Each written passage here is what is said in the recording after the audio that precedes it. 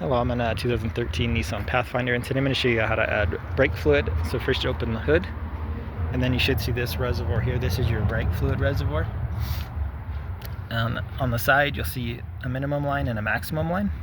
So while the vehicle's off, you'll just unscrew this cap, and then with your liquid jug, or maybe a funnel if needed, fill it as needed so you run this max line. And I'd double check your owner's manual or a good online source that the liquid you have is the best fit for your particular make and model. But once you're finished, screw this back on nice and tight.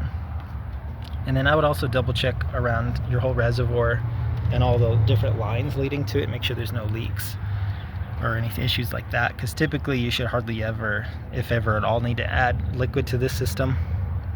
But yeah, like I said, just check through all these systems for any possible leaks and cracks or anything like that. But I hope this is helpful. Hope you have a wonderful day.